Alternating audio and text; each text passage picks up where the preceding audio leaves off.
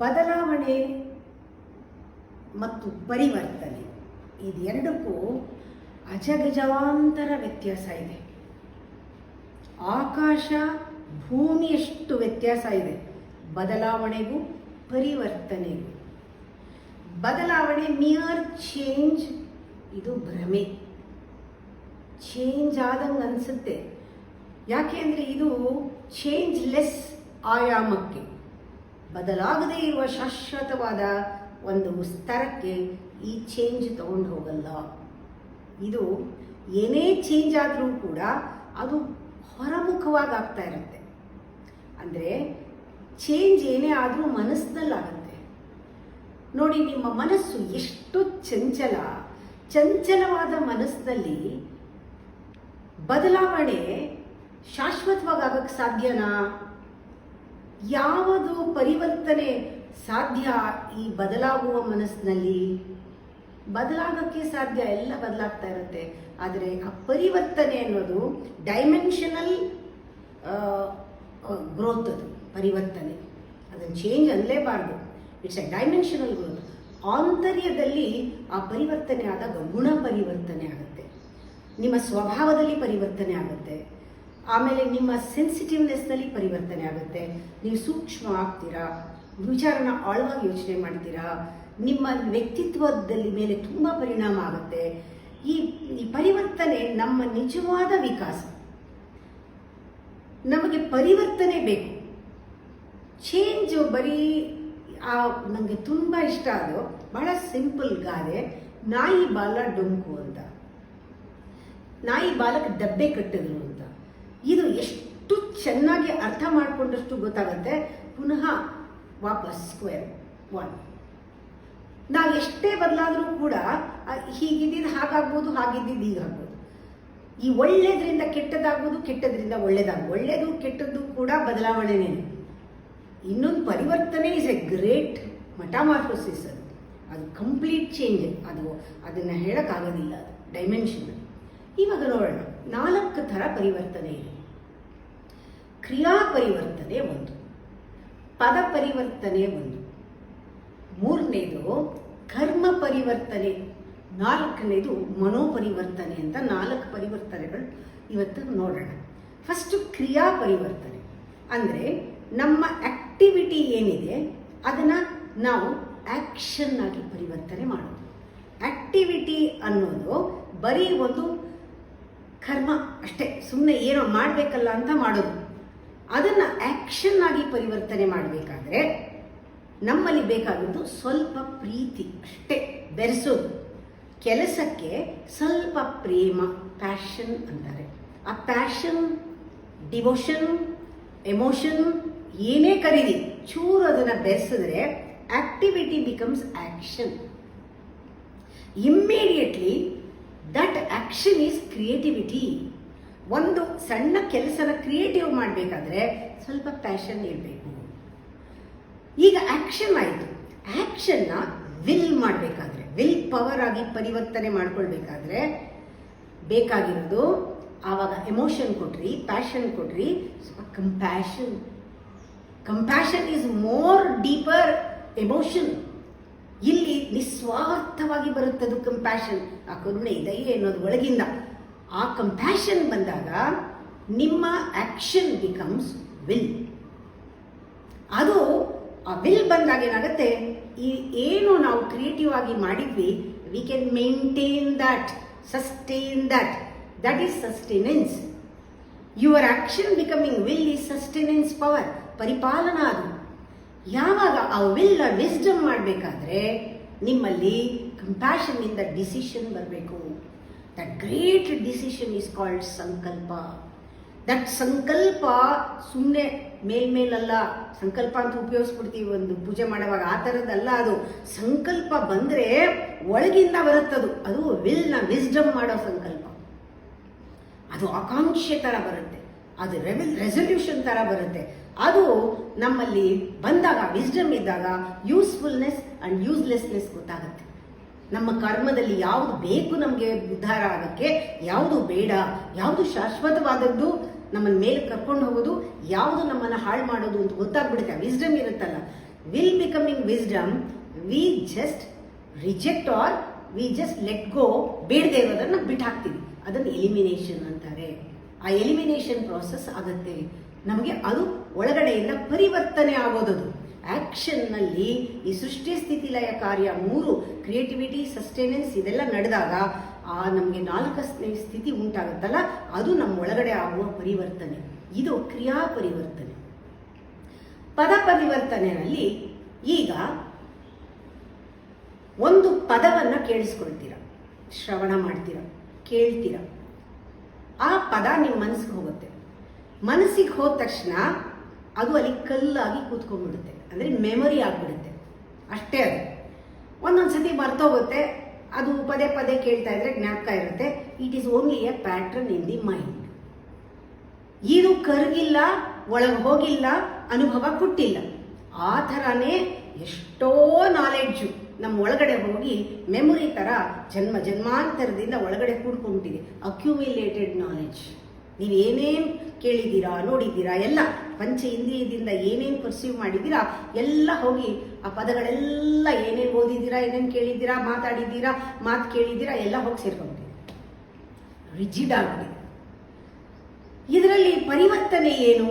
ಯಾವಾಗ ನೀವು ಈ ಮನಸ್ಸನ್ನ ಪಕ್ಕಕ್ಕಿಟ್ಟು, ಕಿವಿನ ಪಕ್ಕಕ್ಕಿಟ್ಟು, ನೇರವಾಗಿ ಹೃತ್ಪೂರ್ವಕವಾಗಿ ತಲೆ ಉಪಯೋಗಿಸದೆ, ರೈಟ್ ಲಿಸ್ನಿಂಗ್ ವಿದೌಟ್ ಮೈಂಡ್, ಹೃತ್ಪೂರ್ವಕವಾಗಿ ಸುಮ್ಮನೆ ನೇರವಾಗಿ ಕೇಳ್ಬೋದು ಪದನ, ಆ ಪದ ವಾಕ್ಯ ಆಗ್ಬಿಡುತ್ತೆ.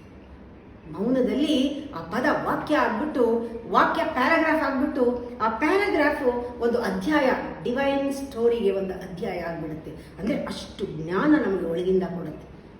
ಈ ಅಕ್ಯುಮುಲೇಟೆಡ್ ನಾಲೆಡ್ಜ್ ಎಷ್ಟು ಕೇಳಿದ್ದೀರೋ ಅಷ್ಟೇ. ಮನಸ್ಸೇನು ಅದನ್ನು ಬೆಳೆಸಲ್ಲ.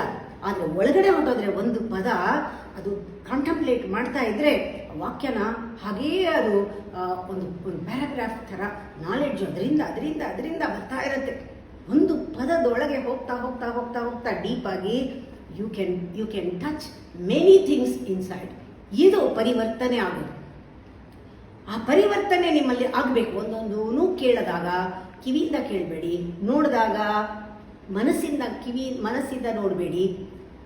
ಕೇಳಿದಾಗ ಅದರ ಶಬ್ದ, ಸ್ಪರ್ಶ, ರೂಪ, ರಸ, ಗಂಧಗಳೆಲ್ಲ ಮಾಡ್ತಿದ್ರು ಕೂಡ ಮನಸ್ಸಿನ ಪಕ್ಕಕ್ಕಿಟ್ಟು ಮಡಿಯಾಗಿ ಡೈರೆಕ್ಟಾಗಿ ಅದನ್ನು ಒಳಗೆ ಹೋಗೋ ಹಾಗೆ ನೋಡಿದಾಗ ಅದ್ಭುತವಾದ ಒಂದು ಪರಿವರ್ತನೆ ನಮ್ಮಲ್ಲಿ ಆಗುತ್ತೆ. ಇವಾಗ ನೋಡಿ, ಜೋಕು ರಿಪೀಟೆಡ್ ಆಗಿ ಕೇಳಿದ್ರೆ ಬೋರ್ ಆಗುತ್ತೆ. ಹೌದಾ? ಜೋಕು ಬೋರ್ ಆಗುತ್ತೆ. ಉದಾಹರಣೆಗಳು ಹೇಳಿದ್ರೆ ಬೋರ್ ಆಗುತ್ತೆ. ಯಾಕೆ ಬೋರ್ ಆಗತ್ತದು ಅಂತ? ಬೋರ್ ಆಗೋದೇನೆ. ಯಾವುದು ನೀವು ಕೇಳಿದಾಗ ತಲೆನಲ್ಲಿ ಹೋಗಿದ್ರೆ ಮೆಮೊರಿ, ಆ ಮೆಮೊರಿನ ಮತ್ತೆ ಮತ್ತೆ ಮತ್ತೆ ಅದೇ ಬರ್ತಾ ಇದ್ರೆ ಬೋರ್ ಆಗುತ್ತೆ. ಯಾಕೆ ಜೀವನದಲ್ಲಿ ಬೋರ್ ಆಗೋದು ಅಂದರೆ ರೆಪಿಟೇಷನ್ ಕಿಲ್ಸ್ ಯು. ಆ ಬೋರ್ ಆಗುತ್ತೆ. ನಾ ಅದನ್ನೇ ಹೇಳೋದು. ಇವಾಗ ಫಾರ್ ಎಕ್ಸಾಂಪಲ್ ಸಹಸ್ರನಾಮ ಹೇಳ್ತೀರಾ, ಅದು ರಿಪೀಟೆಡ್ ಆಗಿ ಹೇಳ್ತೀರಾ ಅಲ್ವಾ? ಯಾವಾಗ ಸುಮ್ಮನೆ ಹೇಳ್ತಾ ಇರ್ತೀರಾ, ಅದು ಯಾರೋ ಹೇಳಿದ್ದಾರೆ ಪೂರ್ತಿ ಹೇಳಬೇಕು ಅಂತ, ಶುಕ್ರವಾರ ಹೇಳೋರು, ದಿನ ಹೇಳೋರು ಇದ್ದಾರೆ. ಆಮೇಲೆ ಹೇಳಿ ಹೇಳಿ ಹೇಳಿ ಹೇಳಿ ಹೇಳಿ ಹೇಳಿ ಹೇಳಿ ಬೋರ್ ಅಂತ ಹೇಳಕ್ ಭಯ. ಹೇಳಿ ಹೇಳಿ ಏನಾಗತ್ತೆ, ಅದು ಬಾಯ್ಪಾಠ ಆಗುತ್ತೆ, ಗಿಣಿಪಾಠ. ಅದು ಹೋಯ್ತು, ಮೈಂಡಲ್ಲೇ ಇದೆ ಅದು ಇನ್ನು. ಆವಾಗ ಏನಾಗುತ್ತೆ, ನೀವು ಬೋರ್ ಆದ್ರೂ ಹಂಗೆ ಅನ್ಕೋಬಾರ್ದು, ತಪ್ಪಾಯ್ತು ಬೋರು ಅನ್ಕೋಬಾರ್ದು ಅಂತ ಹೇಳ್ತಾ ಇರ್ತೀರಾ. ಆಮೇಲೆ ನಿಮ್ಗೆ ಏನಾಗುತ್ತೆ, ನೋಡ್ಕೊಳ್ಳೋದೇನೆ ಹೇಳಕ್ ಬರುತ್ತೆ. ಆವಾಗ ಹೇಳುವಾಗ ಮಧ್ಯದಲ್ಲಿ ತಪ್ಪೋದ್ರೆ ಮುಂಚೆಯಿಂದ ಬರಬೇಕು, ಅಥವಾ ಮಧ್ಯ ಏನಾದ್ರು ತಪ್ಪೋದ್ರೂ ಮತ್ತೆ ರಿಪೀಟ್ ಮಾಡ್ಕೋತೀರಾ, ತಪ್ಪಾಗತ್ತೆ, ಎಲ್ಲೋ ಹೋಗ್ತೀರಾ, ಹೀಗೆ ಆಗತ್ತೆ. ನಾನು ಅದಕ್ಕೆ ಹೇಳ್ಬಿಟ್ಟಿದ್ದೀನಿ, ನೀವು ಮುಗಿಸೋದು ಮುಖ್ಯ ಅಲ್ಲ. ಒಂದು 10 ನಾಮ ತಗೊಳ್ಳಿ, 10 ನಾಮನೋ 20 ನಾಮನೋ ಅರ್ಥ ತಿಳ್ಕೊಳ್ಳಿ, ಸೂಕ್ಷ್ಮಕ್ಕೆ ಹೋಗಿ ಫೀಲ್ ಮಾಡಿ, ಅದನ್ನು ಕಾಂಟಂಪ್ಲೇಟ್ ಮಾಡಿ, ಅನುಭವ ಕೊಡಿ, ಭಕ್ತಿ ಕೊಡಿ, ಪ್ರೀತಿ ಕೊಡಿ, ಅದನ್ನು ಕೇಳ್ಕೊಳ್ಳಿ. ಆ ನಾಮದಲ್ಲಿ ಒಂದಾಗಿ ಅದನ್ನು ಹೃತ್ಪೂರ್ವಕವಾಗಿ ಹೇಳಿ. ಅದಕ್ಕೆ ಇಂದ್ರಿಯಗಳೆಲ್ಲ ಸ್ತಬ್ಧವಾಗೋಗ್ಲಿ, ಮೌನದಲ್ಲಿ ಅದರ ಒಂದು ಜಪ ಆಗಲಿ. ಒಂದೇ ನಾಮ ಇರ್ಬೋದು. ರಾಮ ರಾಮ ಅಂತ ಹೇಳಿದ್ರೆ ಬೋರ್ ಆಗತ್ತೆ ಅಂದರೆ ನಗ್ತಾರಷ್ಟೇ. ಆ ರಾಮ ಅಂದಾಗ ಯಾವುದೋ ಒಂದು ಸತಿ ಆ ರಾಮ ನಿಮ್ಮ ಒಳಗಡೆ ಹೋಗಿ ಕರ್ಗೋಗ್ಬೇಕಲ್ವಾ, ನಿರಾಕಾರ ಆಗ್ಬಿಡ್ಬೇಕಲ್ವಾ, ಆ ಶಬ್ದ ಹೋಗಿ ಮೌನಕ್ಕೆ ಹೋಗ್ಬೇಕಲ್ವಾ. ಆ ರೀತಿ ಮಾಡಿದಾಗ ಅದರಲ್ಲಿ ಏನೋ ಒಂದು ಅದ್ಭುತವಾದ, ಒಂದೊಂದು ಸತಿ ಅದೇ ನಾಮ ರಾಮ ಅಂದಾಗ್ಲೂ ಒಂದು ಆಯಾಮನೇ ಚೇಂಜು. ಅಲ್ಲಿ ಅನುಭವನೇ ಚೇಂಜು. ಹಾಗೆ ಒಂದೊಂದು ಪದನು ಸತ್ಯವಾಗ್ಬಿಡುತ್ತೆ. ನಿಮ್ಮ ಒಳಗಡೆ ಹೋದರೆ ಅನುಭವ ಕೊಡುತ್ತೆ. ಆ ಮನಸ್ಸಲ್ಲಿದ್ರೆ ಅದು ಸತ್ಯ ಆಗಲ್ಲ, ಅದು ಭ್ರಮೆ, ಅದು ಇಲ್ಯೂಷನ್. ಅದು ಪರಿವರ್ತನೆ ಮಾಡಲ್ಲ, ನಿಮ್ಮನ್ನ ಬೆಳೆಸಲ್ಲ. ಅದು ಒಳಗಡೆ ಹೋಗಿದ್ದು ಬೆಳೆಸುತ್ತೆ. ಅದಕ್ಕೆ ಉಪನಿಷತ್ ವಾಕ್ಯ ಆಗಲಿ, ಗುರು ವಾಕ್ಯ ಆಗಲಿ ರಿಪೀಟೇಷನ್ನಲ್ಲೇ ಇರೋದು. ಗುರುಗಳು ರಿಪೀಟೇ ಮಾಡೋದು. ರಿಪೀಟ್ ಮಾಡುವಾಗ ಪ್ರತಿ ಸತಿ ಅದೇ ಕೇಳಿದ್ರು ನೀವು ಅದಲ್ಲ, ನೀವು ಬೇರೆ. ನಿಮ್ಮ ಮನಸ್ಸಿನ ಸ್ತರಗಳು ಓಪನ್ ಆಗುತ್ತೆ. ಬೇರೆ ಬೇರೆ ಕಾಂಟೆಕ್ಸ್ಟ್ ಅಲ್ಲಿ, ಬೇರೆ ಬೇರೆ ಮೂಡಲ್ಲಿ, ಆ ಬೇರೆ ಬೇರೆ ಡೈಮೆನ್ಷನ್ ಅಲ್ಲಿ, ಡೆಪ್ತ್ ಅಲ್ಲಿ ಕೇಳಿದಾಗ ನಿಮ್ಮಲ್ಲಿ ಒಂದು ದೊಡ್ಡ ಪರಿವರ್ತನೆ ಆಗುತ್ತೆ. ಗುರುಗಳ ಮಾತು ಹೊಸಬರಿಗೆ ರಸದೌತಣ, ಹಳೆಬರಿಗೆ ಕಷಾಯ, ಎರಡೂ ವರ್ಕ್ ಆಗತ್ತೆ. ಇದು ಪದ ಪರಿವರ್ತನೆ. ಇನ್ನೊಂದು ಕರ್ಮ ಪರಿವರ್ತನೆ. ನೋಡಿ ಎಷ್ಟು ಚೆನ್ನಾಗಿದೆ. ಆ ಕರ್ಮಯೋಗ ನಮಗೋಸ್ಕರನೇ ಪ್ರಕೃತಿನೇ ಡಿಸೈನ್ ಮಾಡಿಬಿಟ್ಟಿದೆ, ಈ ಡಿವೈಸ್ನ ಕರ್ಮಯೋಗ. ಅದನ್ನು ನಾವು ಗಮನಿಸಬೇಕು. ಕರ್ಮಯೋಗ ಎಂಥ ಡೀಪ್ ಮೆಸೇಜ್ ನಮಗೆ ಕೊಟ್ಟಿದೆ, ಅದ್ಭುತವಾದ ಮೆಸೇಜ್ ಕೊಟ್ಟಿದೆ. ಏನು? ನೀನು ದಿನನಿತ್ಯದಲ್ಲಿ ಮಾಡುವ ಪ್ರತಿಯೊಂದು ಕರ್ಮ ಏನಿದೆ ಅದನ್ನ ಕರ್ಮವನ್ನ ಪರಿವರ್ತನೆಗೊಳಿಸುವುದರಿಂದ ನೀನು ಪರಿವರ್ತನೆಯಾಗು. ನೀ ಏನ್ ಮಾಡ್ತೀಯೋ ಅದನ್ನ ಪರಿವರ್ತನೆ ಮಾಡುವ ಕರ್ಮನ, ಅದರಿಂದ ನೀನು ಪರಿವರ್ತನೆಯಾಗು. ಇದಕ್ಕೆ ಬೇಕಾಗಿರೋದು ಅಗೇನ್ ಸಂಕಲ್ಪ. ಆ ಸಂಕಲ್ಪ ಏನು? Wisdom to will, decision. ಆ ಡಿಸಿಷನ್ ಸಂಕಲ್ಪ ನಿಂದು ಪರಮಾತ್ಮಂದು ಒಂದೇ ಯಾವಾಗಲೂ ಆಗಿರಬೇಕು. ನೋಡಿ, ಪರಮಾತ್ಮನ ಸಂಕಲ್ಪ, ಪರಮಾತ್ಮನ ಒಂದು ಉದ್ದೇಶ ಈ ಪ್ರಕೃತಿಯನ್ನು ಸೃಷ್ಟಿ ಮಾಡಿದರೆ ಪ್ರತಿಯೊಂದರ ಹಿಂದೆಯೂ ಕೂಡ ಆ ಸ್ಪಿರಿಚುಯಾಲಿಟಿ ಇದೆ. ದ ಪರ್ಪಸ್ ಈಸ್ ಸ್ಪಿರಿಚುವಲ್, ಪರಮಾತ್ಮನ ಸೃಷ್ಟಿಯಲ್ಲಿ. ಹಾಗೆ ನಮಗೂ ಕೂಡ ಆ ಸಂಕಲ್ಪ, ಒಂದು ಪರಮಾತ್ಮನ ಸಂಕಲ್ಪ ಒಂದಾದಾಗ ನಾವು ಏನು ಕೆಲಸ ಮಾಡ್ತೀವೋ ಅದರಲ್ಲೇ ಒಂದು ಪರಿವರ್ತನೆ ನಮಗಾಗತ್ತೆ. ಆ ಪರಿವರ್ತನೆ ಆಗಬೇಕು. ಈಗ ನೋಡಿ, ಉದಾಹರಣೆಗೆ ಕರ್ಮ ಮಾಡಬೇಕಾದ್ರೆ ನಮ್ಮ ಮನಸ್ಸು ಹೇಳುತ್ತೆ ಇದು ಮಾಡಬೇಡ ಅಂತ, ನಮ್ಮ ಅಹಂಕಾರ ಹೇಳುತ್ತೆ ಇದನ್ನ ಮಾಡ್ಕೂಡ್ದು ನೀನು, ಬೇಸರ, ಇದು ಚೆನ್ನಾಗಿಲ್ಲ ಅಂತ ನಮ್ಗೆ ಎಷ್ಟೊಂದು ಹೇಳುತ್ತೆ. ಎಷ್ಟು ಕೆಲಸ ನಾವು ಇನ್ನೋವೇಟಬಲ್ ಆಗಿದ್ರು ಮಾಡೋದಿಲ್ಲ, ಯಾಕೆ ನಂಗೆ ಇಷ್ಟ ಇಲ್ಲ ಅಂತ. ನಮ್ಮ ಕರ್ಮದಿಂದ ಬಂದಿರುತ್ತೆ, ನಾವು ಮಾಡಲೇಬೇಕಾಗಿರುತ್ತೆ. ನಾವು ಇಷ್ಟಪಡಲ್ಲ ಮಾಡಕ್ಕೆ, ನಾವು ತಳ್ತೀವಿ, ತಪ್ಪಿಸ್ಕೋತೀವಿ. ಯಾವಾಗಲಾದ್ರೂ ಕರ್ಮದಿಂದ ನೀವು ತಪ್ಪಿಸ್ಕೊಂಡಿದ್ದೆ ಆದರೆ ನಿಮ್ಮ ಮನಸ್ಸಿಗೆ ನೀವು ಆಗ ಗುಲಾಮರು, ಮನಸ್ಸಿಗೆ ಬಂಧಿಸ್ಕೊಂಡಿದ್ದೀರಾ. ಈ ಬಂಧನ, ಕರ್ಮ ಬಂಧನ ಜಾಸ್ತಿ ಆಗುತ್ತೆ, ನೀವು ಬಿಡುಗಡೆ ಆಗೋದಿಲ್ಲ. ಯಾವಾಗ ಕರ್ಮ ಮಾಡಲೇಬೇಕಾದಾಗ ನೀವು ಸ್ಪಿರಿಚುವಲ್ ಬ್ಯಾಕ್ಗ್ರೌಂಡ್ ಇಟ್ಕೊಂಡು ನೀವು ಆ ಕರ್ಮನ ಮಾಡಿದಾಗ ನೀವು ಗೆದ್ದಿರೋದು. ಕರ್ಮ ಏನಾಗುತ್ತೋ ಬಿಡಿ, ಅದು ಇಂಪಾರ್ಟೆಂಟ್ ಅಲ್ಲ. ನೀವು ನಿಮ್ಮ ಮನಸ್ಸನ್ನು ಗೆಲ್ತೀರಾ. ಕರ್ಮ ಮಾಡಿದಾಗ ಮನಸ್ಸನ್ನ ಗೆಲ್ಲೋದು ಬಹಳ ಮುಖ್ಯ. ಕರ್ಮಯೋಗದ ರೋಲ್ ಇದೆಯಲ್ಲ, ದ ರೋಲ್ ಆಫ್ ಕರ್ಮಯೋಗ ಬಹಳ ಚೆನ್ನಾಗಿ ನಾವು ಅರ್ಥ ಮಾಡ್ಕೋಬೇಕು. ರೋಲ್ ಆಫ್ ಕರ್ಮಯೋಗ ಏನು? ನಿಮ್ಮ ಆತ್ಮದ ಒಂದು ಉನ್ನತಿಗೋಸ್ಕರ ಕರ್ಮ ಇದೆ ಅನ್ನೋದು. ಅಂದ್ರೆ ಏನು? ಸ್ಪಿರಿಚುವಲ್ ಪರ್ಪಸ್ ಬಿಹೈಂಡ್ ಎವ್ರಿ ಕರ್ಮ. ಅಂದ್ರೆ ಏನು? ನಿಮ್ಮ ದೇಹನ ಪ್ಯೂರಿಟಿ ಅಂತಾರೆ, ದೇಹ ಶುದ್ಧಿ ಮಾಡೋದು, ಪ್ಯೂರಿಟಿ, ಮನಸ್ಸಿನ ಕ್ಲಾರಿಟಿ, ಮತ್ತೆ ಬುದ್ಧಿಯ ಈಕ್ವಾನಿಮಿಟಿ, ಸಮತೋಲನ, ಎಲ್ಲವೂ ಕೂಡ ಕರ್ಮಯೋಗದಿಂದ ಬರುತ್ತೆ. ಕರ್ಮಯೋಗ ತಂದಾಗ ನೋಡಬೇಕು, ಪ್ರಾಪರ್ ಆಕ್ಷನ್, ಅದಕ್ಕೊಂದು ಪ್ರಾಪರ್ ಎಮೋಷನ್ ಬೇಕು. ಆ ಪ್ರಾಪರ್ ಎಮೋಷನ್ಗೆ ಪ್ರಾಪರ್ ವಿಲ್ ಬೇಕು, ಪ್ರಾಪರ್ ವಿಸ್ಡಮ್ ಬೇಕು. ಪುನಃ ಅಲ್ಲಿಗೆ ಬಂದೆ ಆ ಪುನಃ ಸಂಕಲ್ಪ. ಅದು ಒಂದಕ್ಕೊಂದಕ್ಕೆ ಸಂಬಂಧ ಇದೆ, ಸಂಬಂಧ ಇದ್ದೇ ಇದೆ. ನೀವು ಕರ್ಮದ ಹಿಂದೆ ಬ್ಯಾಕ್ಗ್ರೌಂಡ್ ಸರಿಗಿಲ್ಲದೆ ಇದ್ರೆ ನಿಮ್ಮ ಮನಸ್ಸು ತಮಸ್ಸಿಗೆ ಇಳಿಯುತ್ತೆ, ಮಂಕಾಗುತ್ತೆ. ಅದರಿಂದ ಜ್ಞಾನದಿಂದಲೇ ಇಚ್ಛೆಯಿಂದಲೇ ಕ್ರಿಯಾ. ಯಾವಾಗಲೂ ಕರ್ಮ ಮಾಡುವಾಗ ಕರ್ಮಯೋಗ, ಭಕ್ತಿಯೋಗ, ಕರ್ಮ ಮತ್ತು ಪ್ರೇಮ ಅಥವಾ ಭಕ್ತಿ ಜೊತೆಲಿದ್ರೆ ಹಾಗೆ ಬುದ್ಧಿನಲ್ಲಿ ಜ್ಞಾನ ಮತ್ತು ಬುದ್ಧಿನಲ್ಲಿ ಜ್ಞಾನ ಮತ್ತು ವಿಸ್ಡಮ್, ವಿವೇಕ ಜೊತೆಯಲ್ಲಿರಬೇಕು. ರಾಜಯೋಗ, ಜ್ಞಾನಯೋಗ ಜೊತೆಲಿದ್ರೆ ಕರ್ಮಯೋಗ, ಭಕ್ತಿಯೋಗ ಜೊತೆಲಿರುತ್ತೆ. 4 ಯೋಗಗಳನ್ನು ಉತ್ತರ ಕೊಡೋದು ಈ ಕರ್ಮಯೋಗ. ನಿಮ್ಮ ಪರ್ಸನಾಲಿಟಿ ಮೇಲೆ ಪ್ರತಿ ಕರ್ಮನೂ ಇಫೆಕ್ಟ್ ಆಗುತ್ತೆ. ನೀವು ಮಾಡುವ ಪ್ರತಿಯೊಂದು ಕರ್ಮವೂ ನಿಮ್ಮ ಪರ್ಸನಾಲಿಟಿ ಮೇಲೆ. ನೋಡ್ಕೊಳ್ಳಿ, ಕರ್ಮ ಮಾಡುವಾಗ ಹ್ಯಾಬಿಟಿಗೆ ಸಿಕ್ಕಾಕೊಂಡ್ಬಿಡ್ತೀರಾ ಒಂದೊಂದ್ಸತಿ. ಅದು ಟೆಂಡೆನ್ಸಿ ಆಗಿಬಿಟ್ಟು ಅದೇ ಟೆಂಡೆನ್ಸಿ ಹೋಗಿ ನಿಮಗೆ ಒಂದು ನಿಮ್ಮ ವ್ಯಕ್ತಿತ್ವದ ಮೇಲೆ ಪರಿಣಾಮ ಆಗುತ್ತೆ. ಅದು ನಿಮ್ಮ ಸ್ವಭಾವ ಆಗಿಬಿಡುತ್ತೆ. ಅದು ಜನ್ಮಕ್ಕೂ ಎತ್ಕೊಂಡು ಹೋಗ್ಬೇಕಾಗತ್ತೆ. ಅದು ಬಿಡಲ್ಲ ನಿಮ್ಮನ್ನ ಆ ಕರ್ಮ. ಅದಕ್ಕೆ ನಾವು ಕೆಲಸ ಮಾಡುವಾಗ, ಆ ಕರ್ಮ ಮಾಡುವಾಗ ಕರ್ಮದ ರಿಸಲ್ಟ್ ನಮಗೆ ತಗಲ್ದೇ ಇರೋ ಹಾಗೆ ನೋಡ್ಕೋಬೇಕು. ಕರ್ಮದ ರಿಸಲ್ಟ್ ತಗಲ್ದೇ ಇರುವಾಗ ನೋಡಿಕೊಂಡ್ರೆ ಅಲ್ಲಿ ಬಿಡುಗಡೆ ಆಗುತ್ತೆ. ಇಲ್ಲಿ ಜ್ಞಾಪಕ ಇಟ್ಕೊಳ್ಬೇಕು ಕೊನೆಯ ಅಂಶ ಏನಂದರೆ, ಎಲ್ಲರೂ ಕರ್ಮನ ಬಹಳ ಮೆಟೀರಿಯಲಿಸ್ಟಿಕ್ ಮಾಡಿಬಿಟ್ಟಿದ್ದಾರೆ.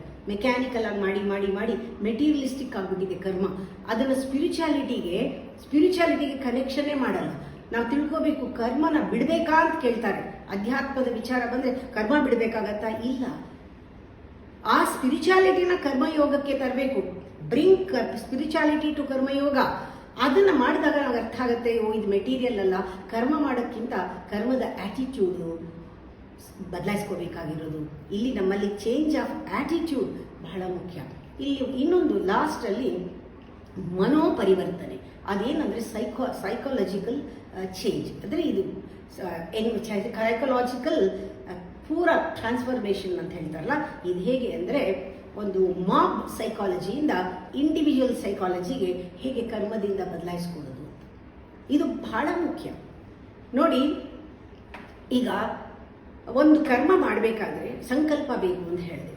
ಸಂಕಲ್ಪ ಬಹಳ ಮುಖ್ಯ. ನಾವು ಯಾಕೆ ಕರ್ಮ ಮಾಡ್ತಿದ್ದೀವಿ ಅಂದರೆ, ನಮ್ಮ ಜೀವನನ ಎಲ್ಲರೂ ಹೇಳ್ತಾರೆ ಒಳ್ಳೆ ಹೈ ಸ್ಟ್ಯಾಂಡರ್ಡ್ನಲ್ಲಿ ಜೀವನ ಮಾಡಬೇಕು ಅಂತ. ನಾನು ಎಷ್ಟೋ ಸತಿ ನೋಡ್ತೀನಿ, ಹೈ ಸ್ಟ್ಯಾಂಡರ್ಡ್ ಏನು? ಹೈ ಸ್ಟ್ಯಾಂಡರ್ಡ್ ಜೀವನ ಅಂದ್ರೇನು? ಹಣ ಇರೋದಾ, ಅಥವಾ ಯಾವ ಥರ ಬಟ್ಟೆ ಬರೆ ಹಾಕೋತೀವಿ ಅಂತಲಾ, ಯಾವ ಕಾರಲ್ಲಿ ನಾವು ಬಂದ್ವಿ ಅಂತವಾ, ಯಾರನ್ನ ಗುರುತಿಸ್ಕೊಂಡಿದ್ದೀವಿ ನಾವು ಅಂತಲಾ, ಅಥವಾ ಎಷ್ಟು ಸತಿ ಫಾರಿನ್ ಹೋಗ್ಬಿಟ್ಟು ಬಂದಿದ್ದೀವಿ ಅಂತಲಾ? ಹೈ ಸ್ಟ್ಯಾಂಡರ್ಡ್ ಅಂದ್ರೇನು? ಆ ಒಂದು ಇದರದ್ದು ಸ್ಟ್ಯಾಂಡರ್ಡ್ ಬಟ್ಟೆಗಳು ಹಾಕೊಳ್ತೀವಿ ಅಂತಲಾ? ಯಾವುದು ಹೈ ಸ್ಟ್ಯಾಂಡರ್ಡು? ಕ್ವಾಲಿಟಿ ಅಂದರೆ ಏನು? ಗುಣದ ಪರಿವರ್ತನೆಯಲ್ಲಿ ನಾವು ನೋಡಬೇಕಾಗಿರೋದು ಗುಣ, ನಮ್ಮ ಜೀವನದ ಕ್ವಾಲಿಟಿ. ಆ ಉತ್ತುಂಗಕ್ಕೆ ಹೋಗಬೇಕಾಗಿರೋದು ಯಾವ ಕ್ವಾಲಿಟಿ ನಮ್ಮಲ್ಲಿ? ಅದನ್ನೇ ಹೇಳೋದು, ಜೀವನಕ್ಕೆ ಒಂದು ಕ್ವಾಲಿಟಿ ಬೇಕು, ಒಂದು ವ್ಯಾಲ್ಯೂ ಬೇಕು. ಅದು ಸೆನ್ಸಿಟಿವ್ ಆಗಿರ್ಬೇಕು, ನೀವು ಸೂಕ್ಷ್ಮವಾಗಿರಬೇಕು, ಒಳಗಿಂದ ಅದನ್ನು ನೋಡಬೇಕು ಜೀವನನ. ಅದೆಲ್ಲ ಹೇಳಿದಾಗ ಅನಿಸುತ್ತೆ ಇದಕ್ಕೆ, ಆ ಕ್ವಾಲಿಟಿಗೆ ಒಂದು ಸಂಕಲ್ಪ. ಪುನಃ ಆ ಸಂಕಲ್ಪ ಬಿಡೋದೇ ಇಲ್ಲ ನಾನು. ಯಾಕೆ ಅಂದರೆ ಅದು ಲಾಸ್ಟ್ ಸ್ಟೇಜ್, ವಿಸ್ಡಮ್ ಆಗುವಂತಹ ಸ್ಟೇಜು. ನಿಮ್ಮಲ್ಲಿ ಒಂದು ಆ ಸ್ಟೇಜ್ ಬರಬೇಕಾದ್ರೆ, ವಿಸ್ಡಮ್ ಬರಬೇಕಾದ್ರೆ ಅದು ಗೊತ್ತಾಗುತ್ತೆ, ನಮ್ಗೆ ಏನು ಬೇಕು ಏನು ಬೇಡ ಅನ್ನೋದು ಗೊತ್ತಾಗ್ಬಿಡುತ್ತೆ. ನಮ್ಮ ಕಣ್ಣು ಎದುರಿಗೇನೆ ಆ ಪ್ರಪಂಚದಲ್ಲಿ ಇದ್ರೂ ಪ್ರಪಂಚನ ಅಂಟ್ಕೊಳ್ಳಲ್ಲ, ಪ್ರಪಂಚನ ನಮ್ಮೊಳಗೆ ಪ್ರವೇಶ ಮಾಡಕ್ಕೆ ಬಿಡಲ್ಲ. ಇದಕ್ಕೆ ಅಲೂಫ್ನೆಸ್, ಅಲೋನ್ನೆಸ್, ಕೂಲ್ನೆಸ್ ಅಂತಾರೆ. ಇದಕ್ಕೆ ಯಾವಾಗಲೂ ಉದಾಹರಣೆ ಕೊಡೋದು, ತಾವರೆ ಹೂವು ನೀರಲ್ಲಿ, ಕೆಸರಲ್ಲಿ ತಾವರೆ ಹೂವು ಇದ್ದಂಗೆ ಅಂಟ್ಕೊಳ್ಳೋದೆ ಕೆಸರಿಗಿರುತ್ತಲ್ಲ, ಹಾಗೆ ನೀರು ಹನಿ ತಾವರೆ ಎಲೆ ಮೇಲೆ ಬಿದ್ದರೂ ಅಂಟ್ಕೊಳ್ಳೋದಿಲ್ವಲ್ಲ, ಅದನ್ನೆಲ್ಲ ಉದಾಹರಣೆ ಕೊಡೋದು. ಯಾಕೆ ಅಂದರೆ ಅಂಟ್ಕೊಳ್ಳೋದೆ. ಪ್ರಪಂಚದಲ್ಲಿ ಇರಬೇಕು, ಪ್ರಪಂಚಕ್ಕೆ ಅಂಟ್ಕೊಳ್ಬಾರ್ದು. ಆ ರೀತಿ ನಾವಿರುವಾಗ ಕರ್ಮಕ್ಕೆ ಅಂಟ್ಕೊಳ್ಬಾರ್ದು, ಕರ್ಮದ ಫಲಿತಾಂಶಕ್ಕೆ ಅಂಟ್ಕೊಳ್ಬಾರ್ದು. ಮಾಡುವಾಗ ಸ್ಪಿರಿಚುವಲ್ ಆಟಿಟ್ಯೂಡಿಂದ ಕರ್ಮನ ಮಾಡಿದಾಗ ಬಿಡುಗಡೆ ಆಗ್ತಾ ಇರುತ್ತೆ. ನಮ್ಮ ಎದುರುಗಡೆನೆ ಎಷ್ಟೋ ಜನ್ಮದ ಕರ್ಮಗಳು, ಎಷ್ಟೋ ಸತ್ತು ಹೋದ ನಾಳೆಗಳು, ಏನೋ ನಾವು ಕಾರಣ ಇಲ್ಲದೆ ನಾವು ಕೂಡಿಟ್ಟ ಭವಿಷ್ಯಗಳು ಎಲ್ಲ ನಮ್ಮ ಎದುರುಗಡೆ ಕರಗ್ತಾ ಇದ್ದರೆ ಏನೋ ಒಂದು ರೀತಿ ಬಿಡುಗಡೆ ಆಗಿ ವಿಶೇಷವಾದ ಆನಂದ ನಮ್ಮಲ್ಲಿ ಹುಟ್ಟುತ್ತೆ. ಆ ಇಂಟಿಗ್ರಿಟಿ ಬರುತ್ತೆ. ನಮ್ಮಲ್ಲಿ ಗೊತ್ತಾಗುತ್ತೆ ಇದೊಂದು ಹೊಸ ಬೆಳಕು ಬರುತ್ತೆ ಅಂತ. ಹೊಸ ಬೆಳಕಿಗೆ ತುಂಬ ಜನ ಹೆದರ್ತಾರೆ. ಯಾಕೆಂದರೆ ಈ ಚಿಕ್ಕ ಮಗು ಹೇಗೆ ಒಂದು ಜನ್ಮ ತಗೊಂಡು ಹೊರಗಡೆ ಬಂದಾಗ, ತಾಯಿಯ ಗರ್ಭದಿಂದ ಹೊರಗೆ ಬಂದಾಗ ಈ ಹೊರಗಡೆ ಬೆಳಕು ಡಿಸ್ಟರ್ಬ್ ಮಾಡುತ್ತಂತೆ, ಆ ಕಣ್ಣಿಗೆ ಡಿಸ್ಟರ್ಬ್ ಆಗುತ್ತೆ. ಅದು ಹೊಸ ಬೆಳಕನ್ನು ಫಿಸಿಕಲ್ ಲೆವೆಲ್ ಬಂದಾಗ ತಗೊಳಕ್ಕಾಗಲ್ಲ. ಹಾಗೆ ನಮಗೆ ಈ ಕರ್ಮಯೋಗದಿಂದ ಪರಿವರ್ತನೆ ಆಗೋ ಇನ್ನೊಂದು ಜನ್ಮ ಸಿಗುತ್ತೆ.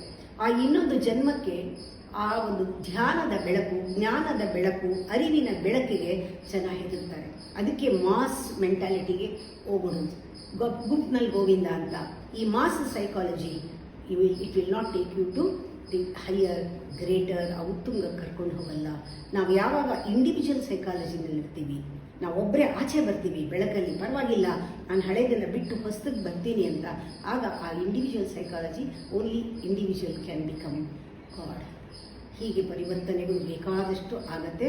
ಚೇಂಜ್ಗೆ ಹೋಗಬೇಡಿ, ಜೀವನನ ಪರಿವರ್ತನೆ ಮಾಡ್ಕೊಳ್ಳಿ. ಆ ಪರಿವರ್ತನೆ ಆಂತರ್ಯದ್ದು.